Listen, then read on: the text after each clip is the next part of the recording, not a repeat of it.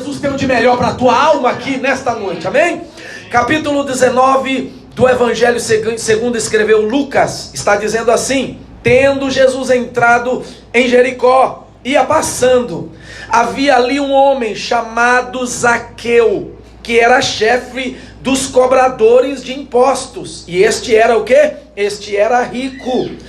Este procurava ver quem era Jesus, mas não podia por causa da multidão, porque era de pequena estatura. Então, correndo adiante, subiu a um sicômoro, que é também uma figueira, para vê-lo, já que havia de passar por ali. Quando Jesus chegou àquele lugar, olhou para cima e disse: Zaqueu, desce depressa, hoje me convém pousar em tua casa. Apressando-se, desceu e o recebeu com alegria. Todos os que viram isto murmuravam, dizendo que entrara para ser hóspede de um homem pecador.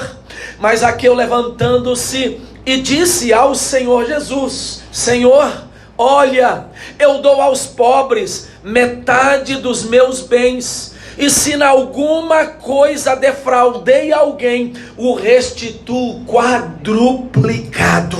Disse-lhe Jesus: hoje veio o que, amados? Hoje veio a salvação. Diga comigo, salvação.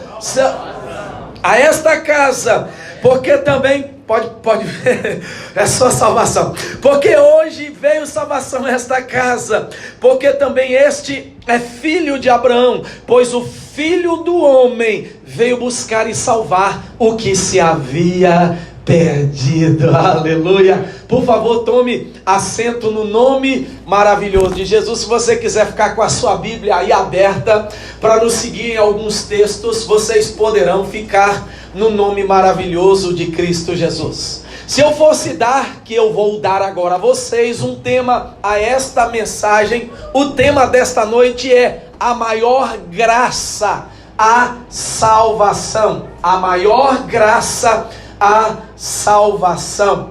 O Evangelho de Lucas é um evangelho importante para nós, porque o Evangelho de Lucas, ele vai estar fazendo assim uma abrangência maior na visão de um médico.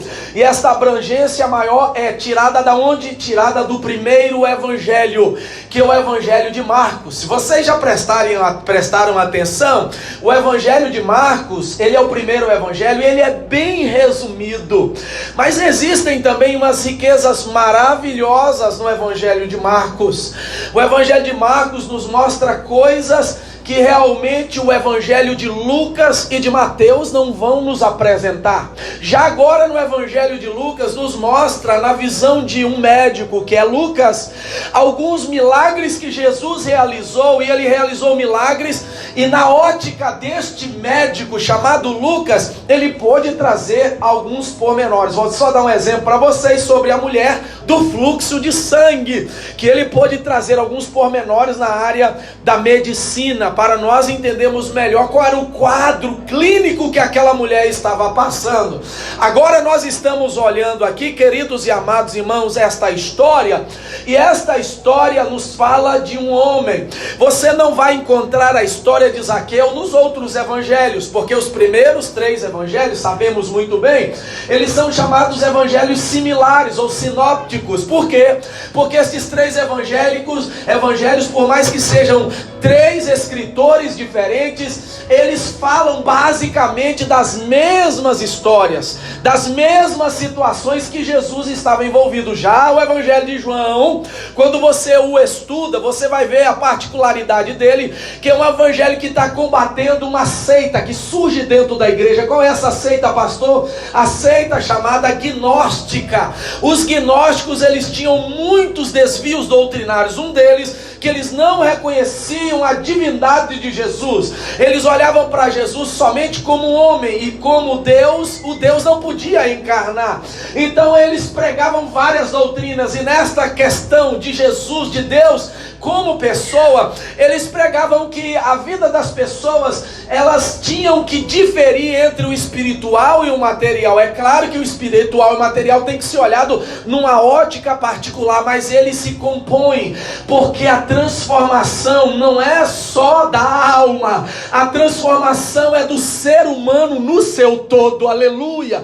E este evangelho de João, ele foi pregado para mostrar a igreja universal. Quem é a igreja de Cristo, que nasceu ali em Jerusalém, que se espalhou por todos os lugares, que esta igreja poderia e deveria olhar somente para os ensinamentos de Jesus e também para a centralidade verdadeira daquilo que os homens que andaram com Jesus, que foram escritores, ou que não andaram, mas foram testemunhas que ouviram sobre Jesus, pudesse trazer um ensino verdadeiro para eles. E esses evangelhos são importantes. Se nós lemos os quatro evangelhos, os três iguais, e o quarto evangelho, que é João, nós vamos conhecer quem é que nós servimos. É importante para nós. Você pode ler o Apocalipse, é bom, é maravilhoso. Você pode ler as epístolas paulinas, é bom e maravilhoso. Você pode ler as epístolas gerais, estou falando de Novo Testamento, é bom e maravilhoso.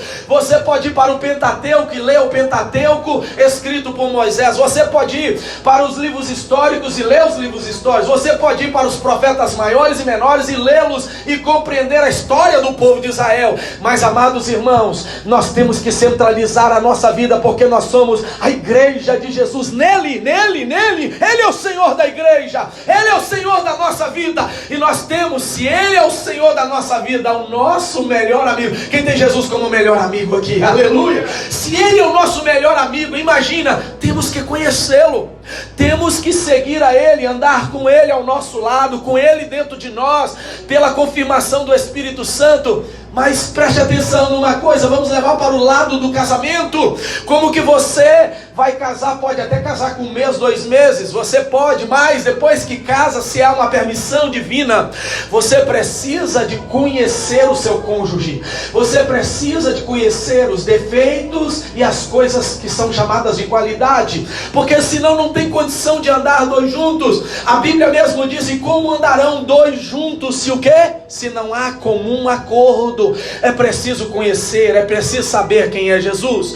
E nessas andanças de Jesus, ele entra por uma cidade que lá no Antigo Testamento, lembram dela? Quando você lê o livro chamado livro de Josué, o livro daquele que substituiu o homem chamado Moisés, chamado Josué, um dos estadistas, aquele que conduziu o povo até a terra prometida. Moisés havia morrido, não entrou na terra prometida, agora surge Josué, e no livro de Josué mostra Jericó, a primeira cidade que deveria ser conquistada, a primeira cidade que deveria eles adentrarem a terra e conquistá-la. E aí diz que quando eles, pelo fato dos moradores de Jericó, preste atenção, Jericó não é uma cidade qualquer como Uster, vou dizer assim, levar o exemplo de Uster. Jericó não era como Uster, que você pode ir de norte a sul, de leste a oeste, não tem nada que te impeça de andar de norte a sul, leste a oeste, não. Jericó era uma cidade diferente. Como era Jericó, pastor? Jericó era uma cidade murada, era uma cidade cercada por muro, era uma fortaleza. E este povo que morava em Jericó era sanguinário, era um povo cruel, era um povo que não tinha medo de ninguém. Quando Deus, com a sua mão, livrou Raabe, que morava nas muralhas de Jericó, salvou a família de Raabe, e Deus mandou o povo cercar. Vocês sabem muito bem o que diz ali em Josué: cercar, e no último dia dar a volta e tocar a trombeta e gritar. Diz que a mão de Deus, ela tocou na muralha e afundou a muralha de cima para baixo. Não é como o muro, lá no Brasil sabemos muito bem, vemos que o muro, quando você vai fazer uma demolição e bate, a tendência de algumas partes, a maioria dela é cair ou para a esquerda, não é isso? Ou para a direita. Você não vai ver muro, ele fincando, ele saindo do jeito que está e descendo a terra. Isso não vai acontecer com o muro, isso não vai acontecer com uma muralha, mas a mão de Deus, se você olhar na arqueologia de Jericó, estou falando de arqueologia. O que é arqueologia? O estudo das coisas antigas. Na arqueologia fala que os escavadores cavaram e as muralhas estavam afundadas do limiar da terra para baixo. Isso é a mão de Deus. Quantos pode dizer glória a Deus e aleluia? Olhando para aqui, nós percebemos que Josué, então Deus fala: Josué, eu irei amaldiçoar. Se alguém levantar Jericó de novo, Jericó será uma terra amaldiçoada. Quem levantar Jericó de novo, ele vai ser amaldiçoado junto com a cidade, com a terra de Jericó. Então aquele lugar é um lugar amaldiçoado, irmãos. Aquele lugar é um lugar pesado. E Jericó, se nós estudarmos melhor, nós vamos perceber que Jericó tinha uma perfumaria muito grande. Dali saía a essência de perfume para muitos lugares. Era um lugar de rota de comercial. Todas as pessoas que vinham de Jerusalém passavam por Jericó. Se vinha de outros lugares, passava por Jericó, porque o comércio em Jericó era o que? Intenso. E ali naquele lugar, naquela cidade, era um lugar de maldição. Mas não olhando para esta ótica, ali era uma cidade onde o Império Romano colocou uma coletoria de impostos. O que é isso, pastor? Um lugar que todo comerciante, se você passasse com seus animais e ali tinha carga para ser vendida, você tinha que parar naquela rua principal, na coletoria de impostos, e pagar o imposto para o império daquilo proporcional que você estava levando. Quem era o chefe da coletoria? Era um homem que tinha o título de publicano. Quem são os publicanos? Publicanos são todos os funcionários envolvidos com o cobrar impostos para o império. O nome dele era publicano. O nome de quem trabalhava ali era publicano. O nome de Zaqueu, ele tinha o título de quem? De publicano. E aí, irmãos, quando você estuda a questão dos partidos que eram desmembrados do judaísmo, você vai ver um deles chamava fariseus. Os fariseus, que era um judeu convertido ao judaísmo, supostamente que servia a Deus. Estes fariseus detestavam os publicanos. Eles diziam que os publicanos era a pior raça de pessoas. Por quê? Porque eles tinham os publicanos não só como aqueles que estavam trabalhando, mas eles tinham deserdado da sua fé judaica, da sua adoração a Deus, estava desonrando a sua nacionalidade judaica, porque ser judeu não é uma religião. Primeiro, ser judeu é ser um compatriota da terra que é chamado de judeu. Segundo, ser judeu por religião é um adorador de Deus. Mas eu estou falando do que morava na terra, que era israelita, que tinha o nome de judeu. Esse então, considerado pelos fariseus, este que passava a trabalhar para o império, era a pior classe, era considerado como a escória. E os fariseus detestavam. Por quê? Porque eles tinham a visão do cobrador, do publicano dessa forma: ele cobra imposto, mas ele coloca uma taxa a mais, porque ele rouba para ele adquire dinheiro de uma maneira errada para ele. E você vai perceber que não existe, quando você estuda essa classe destes cobradores de impostos chamados publicanos, não existia publicano pobre. Por quê? Porque ele enriquecia rapidamente.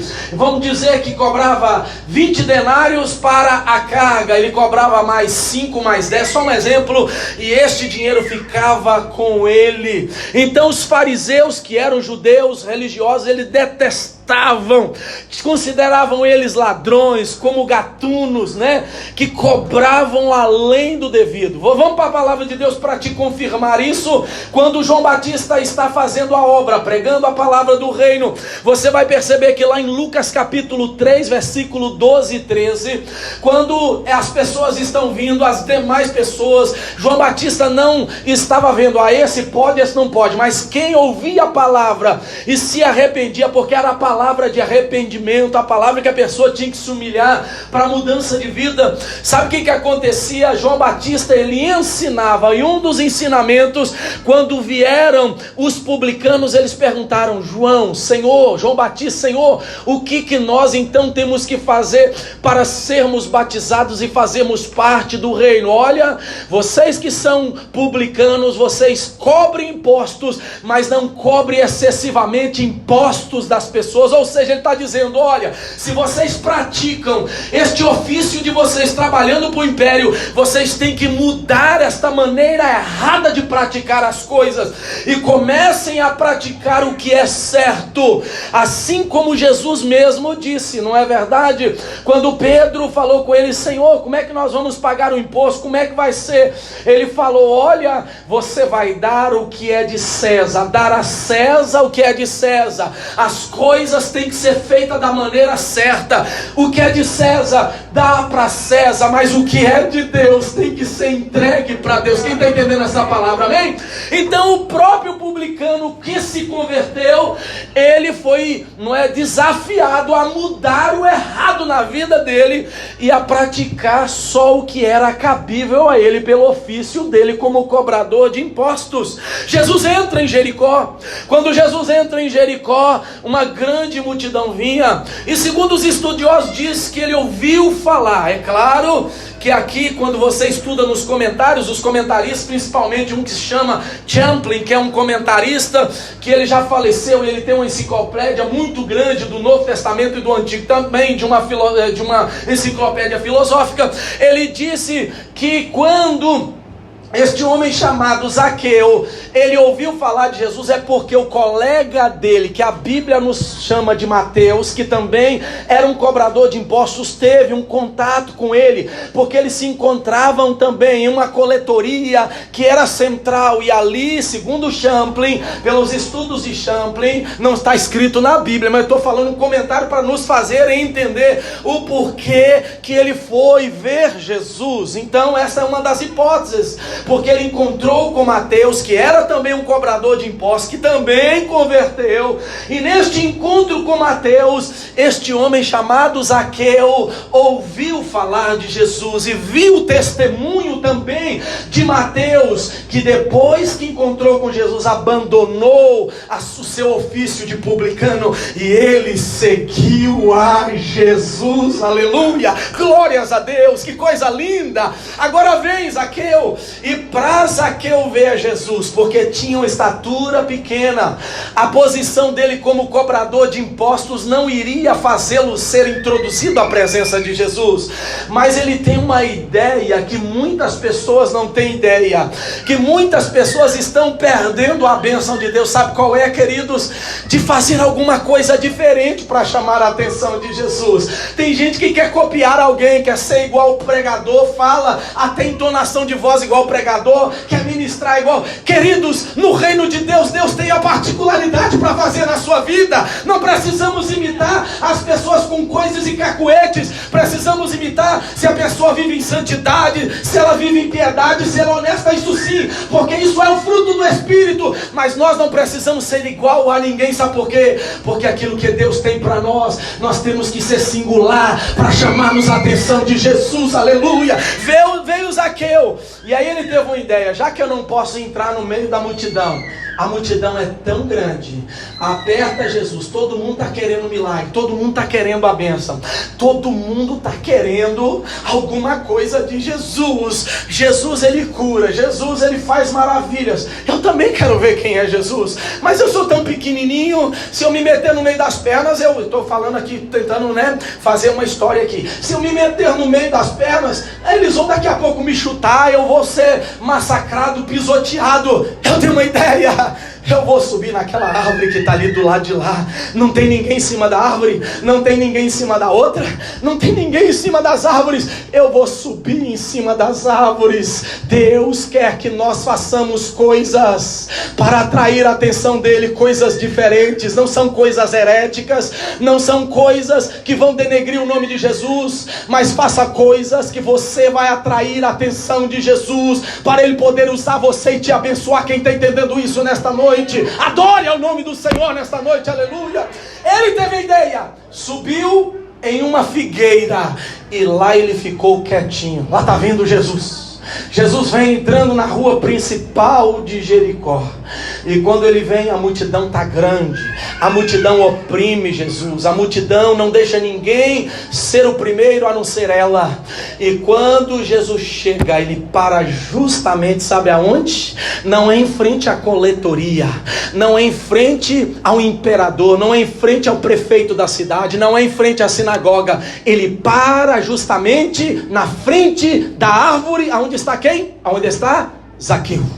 Ele para ali, e quando ele para ali, eu percebo o maior dos diálogos interessantes que este evangelho de Lucas nos mostra. Um dos diálogos mais surpreendentes, que chama totalmente a minha e a sua atenção para algo maravilhoso que Jesus fez. Jesus primeiro chamou ele pelo nome.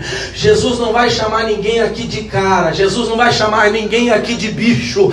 Ninguém aqui tem nome de bicho, nem nome de cara, ninguém aqui tem nome para denegrir. Jesus vai chamar você pelo seu nome. Sabe por quê? Porque o seu nome identifica a sua identidade. Agora olha para essa questão de nome e traga isso para dentro do reino. Jesus fez com que os teus pais te dessem um nome, e este nome, quando está ligado na videira, que é Jesus, diz que ele poda, tira as imperfeições, e quando é enxertado na videira, capítulo de número 15 do Evangelho de João, sabe o que acontece? Dá fruto, porque ele diz: sem mim, que eu sou o caule principal, nada vocês podem fazer. E agora com ele, o que nós podemos fazer? Proezas, irmãos, com Jesus: expulsar demônio, curar enfermos, pregar o evangelho, fazer a obra, e o nome dele vai ser glorificado, e nós vamos nos alegrar com aquilo que Jesus está fazendo. Quem pode adorar, levanta a mão aí, abre a tua boca, glorifica ele, porque só ele pode fazer a obra na sua vida. Sem ele, ninguém pode fazer nada.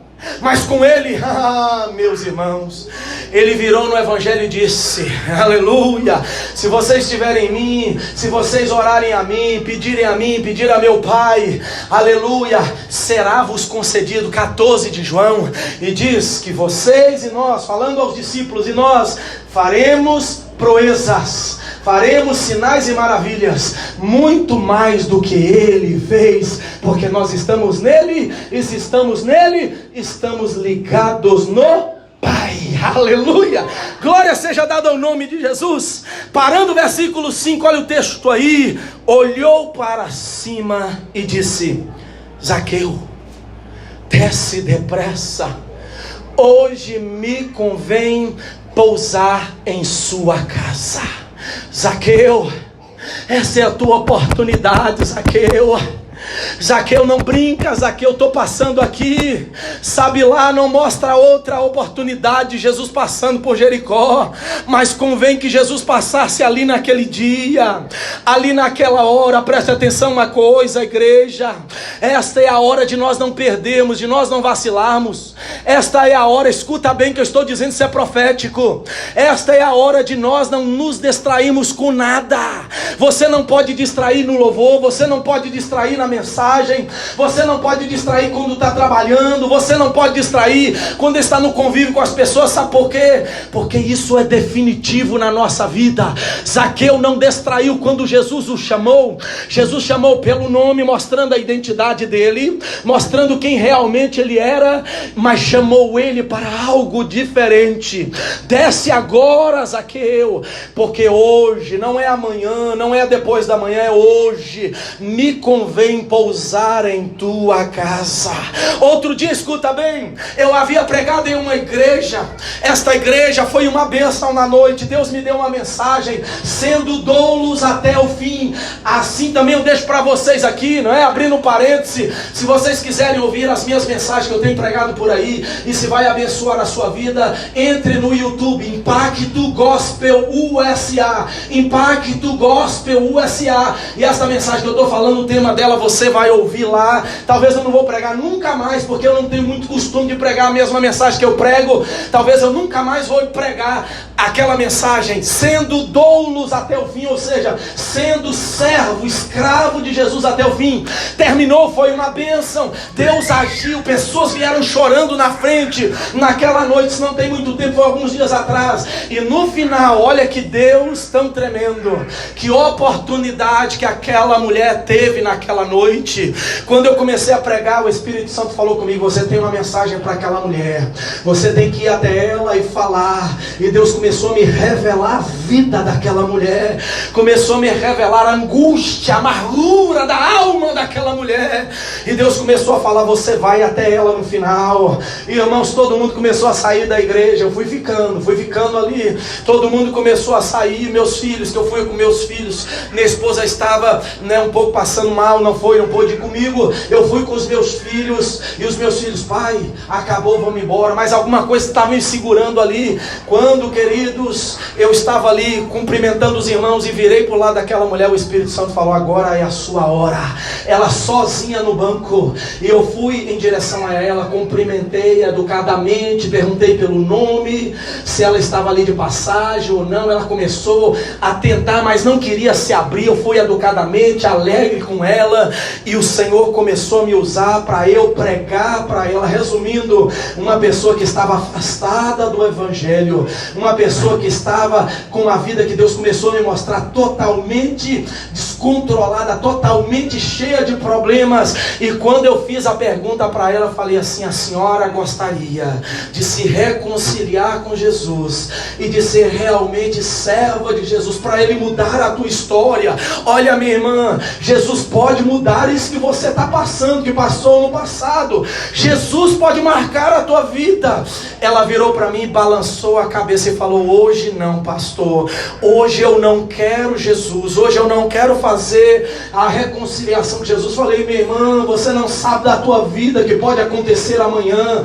Faça isso hoje. Eu não estou te pregando religião, minha irmã, eu não estou te trazendo religião, não estou te pregando placa da igreja, eu estou pregando o Senhor da Bíblia, que eu acabei de pregar, falando o que Ele fez por você lá na cruz do Calvário. Ele deu a vida por você, morreu no seu lugar, e Ele só te pede para você ser serva dEle, e Ele vai garantir te abençoar, Ele vai garantir mudar a sua vida, não mais nada. Você só tem que entregar os teus caminhos a Ele, declarar que você vai ser obediente a Ele, e Ele vai fazer tudo. Ela virou para mim e falou: pastor, eu hoje não quero esta oportunidade. Agora, meu querido, olhando e conjecturando comigo e olhando para esta circunstância, será quando vai ser a oportunidade daquela mulher? A palavra do Senhor nos fala que Ele está à porta batendo. Se nós abrirmos a porta, escuta que lá está o Senhor no Apocalipse está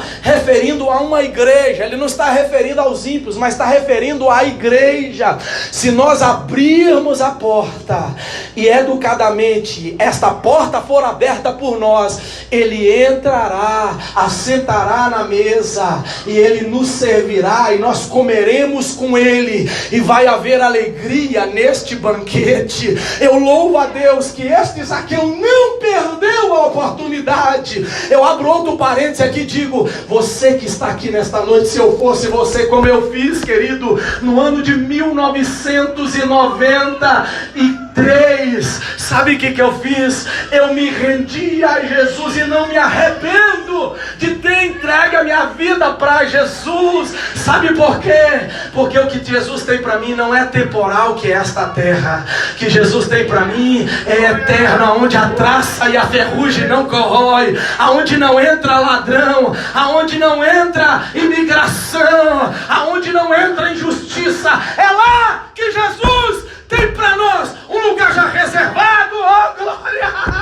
Oh, coisa linda e maravilhosa! É neste lugar. Zaqueu, sim, desce depressa, Zaqueu. Sai depressa desse galho. Venha rápido. Sabe por quê, Zaqueu? Porque hoje me convém pousar na tua casa. Que privilégio é esse? Que coisa tremenda é essa? Irmãos, a primeira atitude de alguém que recebe Jesus, sabe qual é? É a atitude de arrependimento. O que é arrependimento, pastor? Segundo a Bíblia, arrependimento é reconhecer o meu erro. Arrependimento é deixar o meu erro. E arrependimento é não praticar mais as coisas erradas. Provérbios 28:13 diz assim: o que encobre as transgressões, está falando de erro, o que encobre o que fez de errado, o que esconde o que fez de errado, ele nunca prosperará. Você nunca vai ver. Você pode até começar a olhar para as pessoas e falar assim: olha, tem roubado tanto, mas vamos olhar o exemplo lá do Brasil. Lá é um exemplo clássico, real e verdadeiro. Roubaram muito. Aonde que esse povo que roubou muito, aonde é que eles estão? Esconderam, e agora está onde? Atrás das grades. E eu espero que a justiça de Deus continue sendo vital e evidente no Brasil e em qualquer lugar do mundo. Sabe por quê? Porque quem esconde a transgressão nunca vai prosperar. Aparentemente pode até prosperar, mas nunca vai prosperar, porque a Bíblia não mente. A Bíblia mente, irmão? Igreja, a Bíblia mente? Não, nunca vai prosperar. Mas o que confessa, sabe o que acontece para quem confessa? Para quem confessa e deixa, olha o texto: quem confessa e deixa alcançará misericórdia. Sabe o que é misericórdia? É o que está escrito no livro do profeta Isaías: ainda que os teus pecados sejam vermelhos, ainda que eles sejam como escarlata, ainda que seja como a tinta vermelha, cor de sangue, se o Senhor perdoar, tornar-se-ão brancos como a neve que cai aqui no nosso inverno. Serão brancos, muito mais branco do que a folha deste caderno que eu estou na mão. E diz ainda: e dos teus pecados eu não me lembro mais, diz o Senhor. Deus não é Deus para te perdoar. E todo dia, quando você erra, Deus joga na sua cara, como muitos seres humanos jogam na nossa cara. Tá vendo? Você realmente é um pecador, você é um miserável, você só sabe errar, você é um loser, você só sabe errar, só sabe pecar. Deus não. Deus olha para você, e se você cair e se arrepender e for de coração e confessar e deixar, que mão maravilhosa de Deus! A mão de Deus será estendida para você.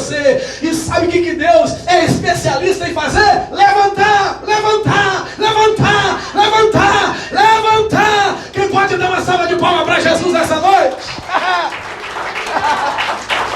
Você nunca vai ver Deus fazendo como os irmãos de José fizeram, dentro do poço. Você nunca vai ver Deus fazer como fizeram os irmãos de José, vender ele para os ismaelitas. Você nunca vai ver como fizeram com José, jogá-lo num calabouço e tentar culpar de uma coisa que ele não cometeu, que foi o adultério com a mulher de Potifar. Mas você vai ver Deus na hora certa, fazendo o copeiro, fazendo o padeiro. Presta atenção nisso aqui, você quer profundo, você quer história, você já ouviu muito, mas isso é profundo.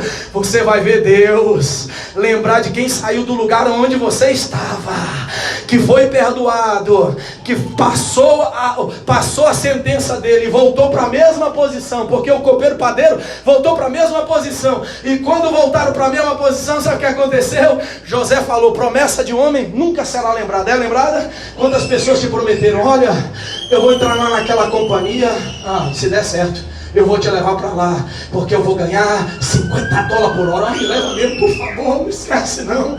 Lembra de mim, a gente até usa, né, o ditado cristão: lembra de mim quando tu entrar no teu paraíso. Coisa boa, né? Quando as pessoas lembram de nós. Mas aí a pessoa vai para lá e ela esquece da gente. Por quê? Porque o ser humano infelizmente é falho.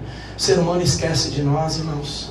Mas Deus é um Deus que toca naqueles que Ele quer para lembrar de você e lembrar de mim.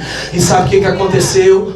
Quando o rei Faraó, escuta isso, é bíblico. Quando o Faraó teve um sonho de vacas magras, de vacas gordas, aleluia, e o copeiro ouviu e o padeiro ouviu. Lembraram de quem, irmãos? De quem que lembraram? Do homem que estava lá sendo acusado, que o diabo queria que ele ficasse lá, que o diabo queria que ele fosse massacrado. Aonde? Lá dentro do cárcere. Não devia nada para ninguém, mas Deus fez ele ser lembrado. Deus vai lembrar de você, querido. Deus vai lembrar de você, querida, nos piores momentos. Se você confessar e deixar, Deus vai lembrar de você e te dar a mão e te conduzir em triunfo para o lugar da sua honra. Quem pode glorificar, glorifica o nome do Senhor. Sabe o que aconteceu? Resumindo, tiraram José, trouxeram para frente de Faraó e lá ele interpretou o sonho. Este homem foi tão importante que ele mandou guardar todo o mantimento, e quando veio a fome, o Egito tinha para alimentar o mundo daquela época, por causa de um homem que Deus lembrou dele, mas de um homem que não caiu na tentação de esconder o erro, que não caiu na tentação e no engodo de Satanás, porque ele sabia que a maior graça de Deus era a salvação dele, que a maior graça de Deus era a intimidade dele com Deus, que a maior graça que ele possuía é de Deus estar com a mão dele sobre a vida dele. E Zaqueu também não foi diferente. Zaqueu, queridos, se arrependeu de uma maneira tão profunda, escuta bem, que o versículo em diante está dizendo: apressando Zaqueu desceu 6 e recebeu com alegria.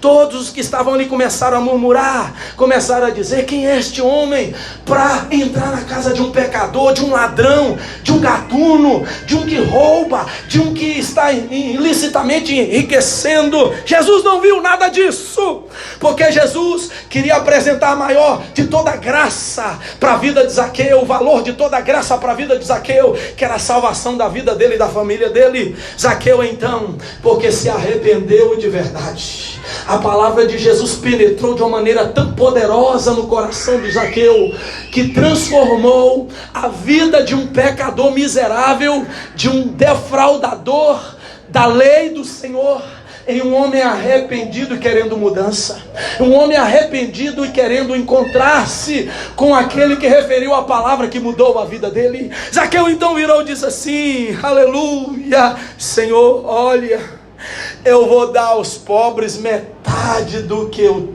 tenho.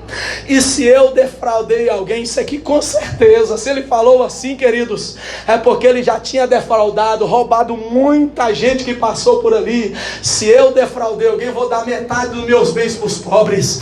Se eu defraudei alguém, vou restituir 4 vezes mais. Isso é conversão, não é? Se arrependimento não é? Claro, óbvio, porque o autor da salvação e da vida estava diante de Zaqueu, e a palavra que ele, referindo a Zaqueu, penetrou para causar mudança na vida de Zaqueu. João 8, o Evangelho de João 8, versículo 11 e os anteriores diz que chegaram os escribas e fariseus, doutores da lei, e trouxeram uma mulher que foi apanhada em adultério. Que coisa linda essa passagem, que poder da graça salvadora de Jesus.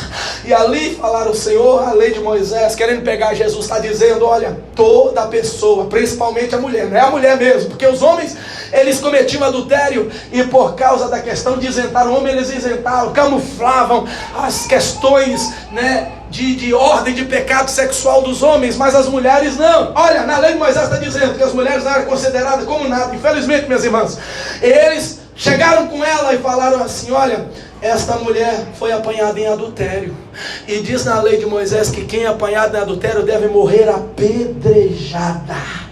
E o Senhor, o que o Senhor fala? Jesus abaixou, começou a escrever com o dedo.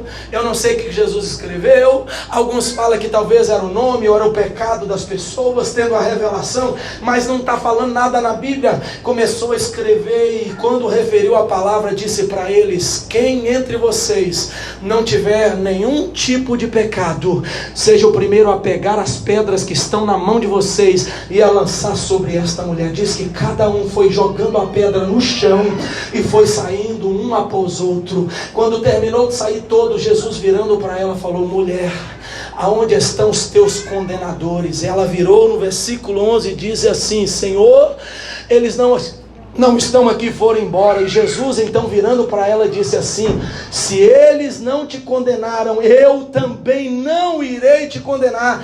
Vai e não peques mais. Jesus não está dizendo, queridos, que aquela mulher não poderia, trazendo a frente.